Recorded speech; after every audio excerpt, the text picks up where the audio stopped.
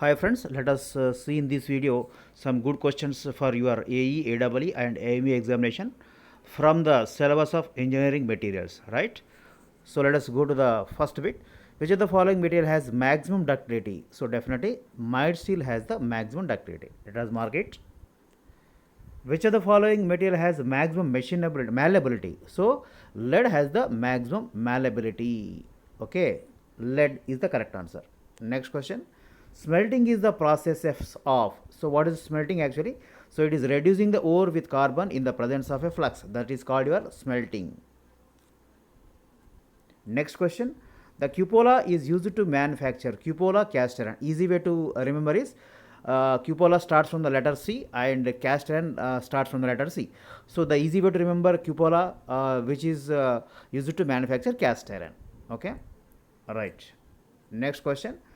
Shock resistance of steel is increased by. So both nickel and chromium both will contribute to increasing the resistance, shock resistance. Okay, so the answer is nickel and chromium both. The silicon steel is widely used for. So this is not normally it is used for. So connecting rods are not made by silicon steel, and similarly cutting tools also not made, and motor crankshafts are also not made. So there are some other materials from which these connecting rods, cutting tools and motor car crankshafts are made, but generators and transformers in the form of laminated cores, so the silicon steels are used for that. Next question. 1841 high speed steel contains. So 18 is the percentage of tungsten, 4 is chromium, and 1 is the vanadium. So it's a very famous steel. This is called high speed steel, SSS. HSS, abbreviation is HSS. So 18 is the tungsten, 4 is the chromium, and 1 is the vanadium. So vanadium 1%, chromium 4%, tungsten 18%. That is the answer. Next question. Identify the statement which is not correct about the physical properties of metals. Let us see. So all metals are solid except mercury. Most of the metals are hard except sodium and potassium. And next, superconductivity is observed in the temperature range below 10 degree Kelvin, and most of the metals are non-malleable. Some metals are malleable, so this is a wrong statement. Next question. For wire drawing operation, the work material should be ductile. So naturally, so for example, you see the copper wires. The copper has good ductility, so they are easily being can be drawn into wires. So for wire drawing, the basic requirement is that the work material should be ductile, neither tough nor malleable nor resilient. That is the correct. Next question. The iron, the iron ore mostly used for the production of pig iron. So it is hematite. So hematite, magnetite, and all those limonite. So these are the what you call iron ore. It is available in different forms. So iron ore mostly used for the production of pig iron is the hematite. So pig iron is normally made from the hematite. Okay, ore. Next question. The slag from the blast furnace consists of all the silicates, calcium, aluminum, as well as ferrosilicates. So all the three are correct answers: calcium, aluminum, and ferrosilicates. Right? The percentage of carbon in cast iron usually varies from. So any iron, any steel or iron carbon alloy, so in which the percentage of carbon is more than 2%, they are called cast iron, and less than 2%, they are called the steels, right? So 0.21 to 0.3 low carbon steel, 0.3 to 0.6 high carbon steel, and 0.6 to 1.3 0.1 to 0.3 is a mild steel or low carbon steel, 0.3 to 0.6 is medium carbon steel, and 0.6 to 1.3 is the high carbon steels. So more than that, that is after 2% of carbon only, we can easily say that it is cast iron. They are cast irons. Iron carbon alloys are cast iron. So the percentage of carbon in cast iron usually varies from 2.5, more than 2.5, more than 2%. Minimum is 2%. Cast irons are generally specified by, is it percentage of carbon content, method of manufacture, or tensile strength, or process of heat treatment. Tensile strength. Cast irons are normally specified by the tensile strength. Puddling is the process, or puddling, or I don't know how it is pronounced. Puddling is the process of employed for converting pig iron into wrought iron. Pig iron into wrought iron. Various irons are there: iron ore into pig iron to cast iron, pig iron to wrought iron, cast iron to mild steel. So this is actually puddling is the process of employing or converting, basically converting pig iron to wrought iron. So that's the answer, correct answer, right?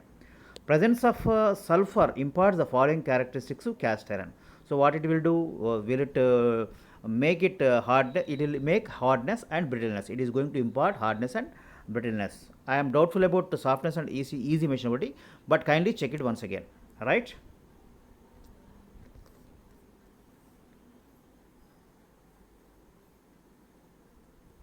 Next question, a certain cast iron specimen has been found to be hard, brittle, machinable and with good damping. The cast iron under reference or the cast iron is of the type. Is it grey cast iron or white cast iron or nodular cast iron? It's also called spheroidal cast iron. Also, is it malleable cast iron? It is a grey cast iron which is hard, brittle, machinable and with good damping capacity, right? So hence normally the machine beds are made of grey cast iron or cast iron. Vibration damping capacity is the important property of the cast irons, which is closest to the purest form of iron. This is a good question, boys. So please note it again. A wrought iron is the purest form of iron. Identify the incorrect statement about wrought iron. So it is difficult to forge is the wrong answer. So it is malleable. Okay, so maybe all the other things are correct options. Malleable and ductile and hence used for chain links, hooks and couplings. Is highly resistant to corrosion and rusting. Is characteristic by a percentage of carbon less than 0.2%. Okay, or is it difficult to forge? So I think this is the wrong answer. Is difficult to forge? That's the correct answer. Which of the following iron has the maximum tensile strength? Is it pig iron, white cast iron, or grey cast iron, or nodular cast iron? Nodular cast iron or spheroidal cast iron is having the maximum tensile strength. That is the answer. Next, in grey cast iron, free graphite is in the form of, is it flakes or nodules or fine powder or spheroids? So spheroids and nodules both are same, synonyms only, but it is in the form of flakes. In grey cast iron, the free graphite is in the form of flakes. Next, the hardness of steel in general depends upon, is it amount of carbon or method of production or contents of ore from which it is produced or shape of carbides and their distribution. This is very important. Okay, the shape of carbides and their distribution. This is the main contributing factor for the hardness of the steel. That is your answer. Steel made from phosphatic iron is basically brittle. Neither it is ductile nor malleable, not tough, but it is brittle. The melting point of mild steel is about approximately it is 1539 degrees centigrade. So the nearest answer is 1500 degrees centigrade. That is the correct answer. 1500 degrees centigrade. With 10 to 12% chromium, iron forms an alloy steel called. So is it HSS or Alnico steel or heat resistant steel? It is basically stainless steel. In the stainless steel, we find 10 to percentage of chromium. Okay, so that is the correct answer. Weld decay is it's a good question once again, boys. Weld decay is a phenomenon associated with it is neither cast iron nor wrought iron nor mild steel. It is basically connected with the stainless steels. So weld decay is a phenomenon associated with stainless steels. An irregular fibrous structure occurs in case of, is it cast iron, wrought iron, mild steel or plain carbon steel? It is the wrought iron. In the wrought iron, that an irregular fibrous structure occurs in case of wrought iron. That is the correct answer. An increase in the percentage of carbon in steel results in decrease in its ductility, right? So definitely, normally when you increase the carbon, all the other parameters increase, like hardness, ultimate tensile strength, corrosive strength, but ductility is going to decrease. So the main factor responsible for decreasing the ductility is the increase in the percentage of carbon in the steels. So an increase in the percentage of carbon in steels results in decrease in its ductility is the correct answer.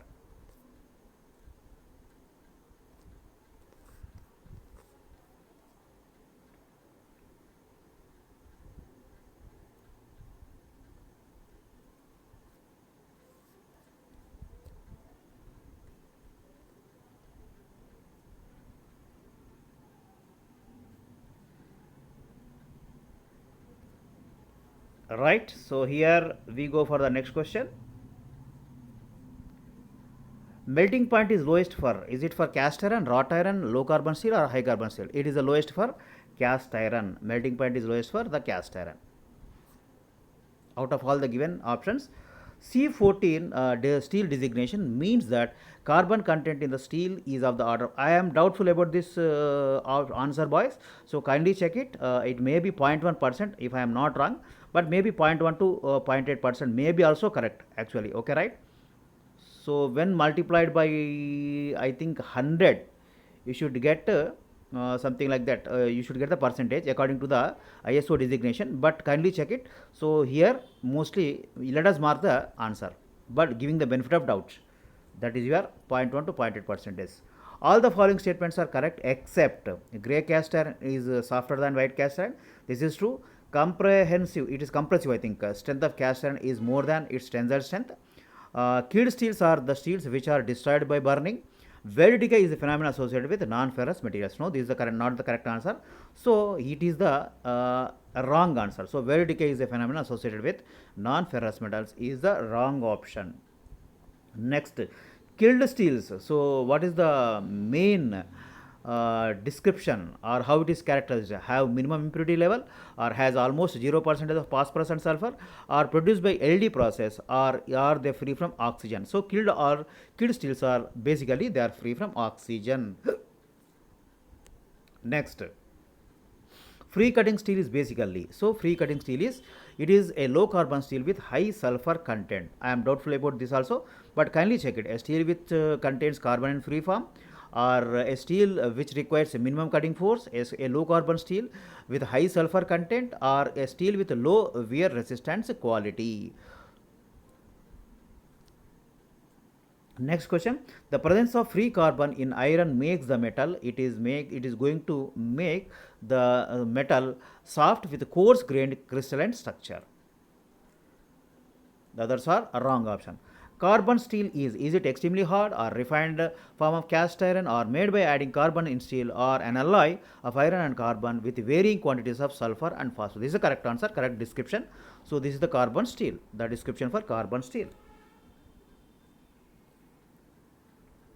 In low carbon steel, the presence of small quantities of sulfur improves. So sulfur is mainly responsible for improving the machinability, neither the weldability nor formability nor hardenability. So machinability. So sulfur is going to induce the machinability in the steels, low carbon steels. Yes.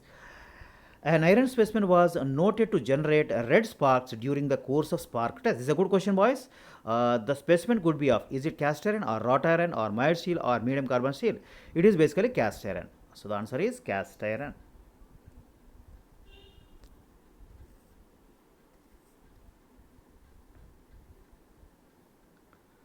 If a material is heated, its toughness definitely should decrease. Neither increase nor remain same. Definitely it has to decrease when it is heated. The correct answer is decrease. Next question. Machinability of metal depends upon, is it on tensile strength or toughness or hardness, or both tensile strength and toughness? So it is going to, machinability is going to be function of both tensile strength and toughness. So your fourth is the correct answer, both 1 and 2. With increase in the hardness of a material, elastic recovery after deformation increases. Okay, this is something called strain hardening. Okay, with increasing the hardness of material, elastic recovery after deformation increases. Fatigue failure occurs when a part is subjected to, is it torsion or fluctuating stress or tension or compression? This is basically variable stress. Variable stress, what is the meaning of variable stress? In some cycles it is subjected to tensile force, in some cycles it is subjected to compressive force. Or similarly, in some cycles it is subjected to positive bending moment, in some cycles it is subjected to negative bending moment. That means hogging and sagging moments. Or it is subjected to alternately clockwise torque or anti-clockwise torque, or rotation clockwise and anti-clockwise. So this is the meaning of fatigue. That means a fatigue failure occurs when a part is subjected to fluctuating stress, which is nothing but your variable stress. Stress concentration can occur due to a hole or notch in the body. So neither the change in shape, nor change in dimension, nor change in cross-sectional area. Of course, there are some areas where we can expect, for example, a stepped shaft in the corners, there is a stress concentration, right? But out of all the 4 options, the most nearest option is the hole or notch in the body. Stress concentration can occur due to a hole or notch in the body, because it is going to make the material weak, because a material is removed. When the material is removed, the load carrying capacity decreases. So definitely a hole or notch in the body is the main factor for stress concentration. That is the answer. A hole or notch in the body. Amount of external energy required to deform an elastic body is known as, is it elastic energy or plastic energy or strain energy? It is basically strain, because it is subjected to strain. A metal which is brittle in tension can become ductile, so under the hydrostatic compression. The others are wrong answers. In the presence of notches, in the presence of embrittlement agents such as hydrogen, all of the above. No. So normally all of the above can be answered sometimes, but most of the times it is not the answer under hydrostatic compression. A metal which is brittle in tension, it is a vice versa. A metal which is brittle in tension can become brittle in the presence of notches. In a blast furnace, Bosch is the, it is all of them, all the three, 1, 2, 3 describe the Bosch. That means portion below its widest construction, smelting zone and hottest zone, right? So all of the above describe the Bosch. All of the above is the correct answer. From alloy having carbon more than 2% is known as, so definitely it is just now we have discussed, it is alloy having more than 2% of carbon, it is known as cast iron. So that is the correct answer. High carbon steel, mild steel, or they are the wrong answer. So correct answer is the cast iron. Now compressive strength of cast iron as compared to tensile strength, because cast iron is more good, that means it behaves in good fashion, so under compression load, so it can take more compressive load. That's why it is used for the machine beds. It can absorb vibrations and also it has a good damping capacity, so it is very good in compression under compressive loads. So compressive strength of a cast iron as compared to tensile strength is more, so it can take more load under compression than in tension. That is the meaning of this.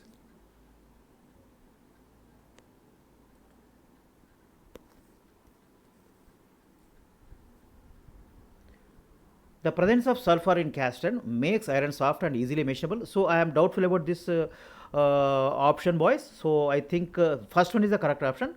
Kindly check it once again. The presence of sulfur in cast iron makes iron soft and easily machinable. Easily machinable. Next, chilling heat treatment and alloying oil into cast iron, generally it is going to decrease the machinability. It is going to decrease the machinability. So these are not the answers, like increasing the carbon percentage, decreasing the carbon percentage. Though, so chilling is not no way. It is no way concerned with increasing carbon or decreasing the carbon percentage. But you have to choose between increase measurability or decrease measurability. So definitely it is going to decrease the measurability. So chilling heat treatment and alloy adding to cast iron generally decrease the machinability. That is the correct answer.